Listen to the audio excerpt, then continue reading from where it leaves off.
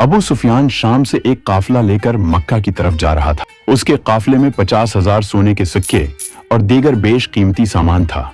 लेकिन शाम और मक्का जाने के रास्ते में इसके काफिले को मदीना के करीब से गुजरना लाजमी था। लेकिन मदीना में मुसलमान इस काफिले को लूटने के लिए तैयार बैठे थे। एक सेकंड, क्या इस बात में कुछ अजीब नहीं लगता कि मुसलमान रमजान के दिनों में काफिला लूटेंगे?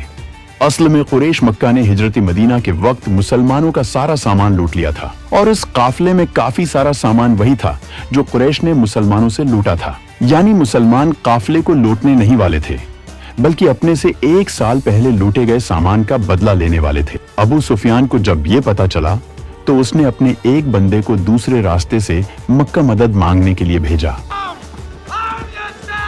उसने मक्का के कुरैश से कहा कि मोहम्मद काफिले पर हमला करने के लिए मदीना से निकल गए हैं। उसने पूछा कि लोग कितने हैं? उस कासिद ने जवाब दिया कि 300 और 2 घोड़े। फिर उसने पूछा कि ऊंट कितने हैं? 170. लेकिन अबू सुफियान का काफिला एक अलग रास्ता अख्तियार करके बखैर आफियत मक्का पहुंच जाता है। तो मक्का वाले कहते हैं The caravan is safe, so there is no need to fight.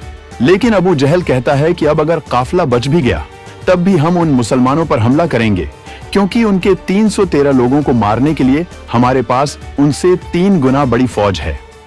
We finish them tomorrow. We fight. दूसरी तरफ मुसलमानों ने बद्र के कुओं के पास खीमे लगाए। लेकिन एक सहाबी ने हुजूर से पूछा, ए अल्लाह के नबी, ये जगह आपने मशवरे से मुंतखब की है या अल्लाह के हुक्म से? आपने फरमाया मशवरे से।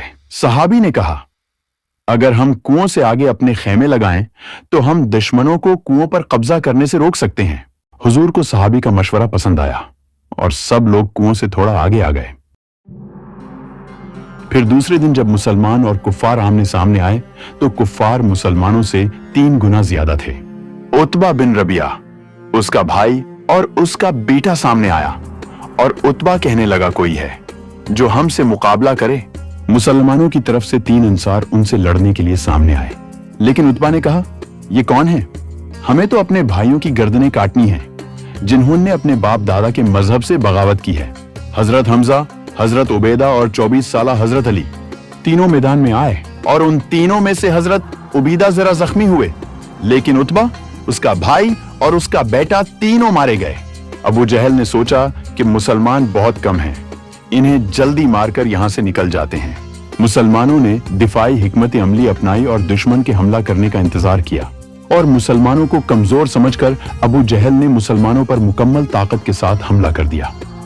लेकिन अबू जहल ने जैसा सोचा था उसका बिल्कुल उल्टा हुआ और हर एक मुसलमान के बदले 5 काफिर मारे जाने लगे। तो अबू जहल थोड़ा घबरा गया और उसकी पूरी फौज पीछे हट गई और वो सोचने लगा, हम इनसे 3 गुना ज्यादा हैं, फिर भी हम इन्हें इनकी जगह से हिला नहीं पा रहे।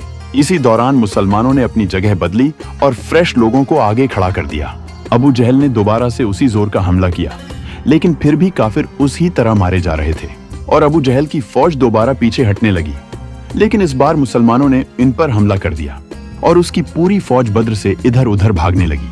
अबू जहल मारा गया और अबू जहल की फौज दुम दबाकर जंग के मैदान से भागने लगी। मक्का में सब लोग जंग जीतने की खबर का इंतजार कर रहे थे, क्योंकि कुरैश पूरे 60 साल से एक भी जंग नहीं हारे थे। और जब इन्हें पता चला कि वो जंग हार गए हैं और वो भी सिर्फ 300 मुसलमानों से, तो मक्का वालों को यकीन नहीं आया। लेकिन आहिस्ता आहिस्ता उन्हें समझ आ गया कि मुसलमानों ने उन्हें बुरी तरह शिकस्त दे दी है और उन्होंने 65 साल पहले अब्रहा की 60,000 की फौज को भी शिकस्त दी थी।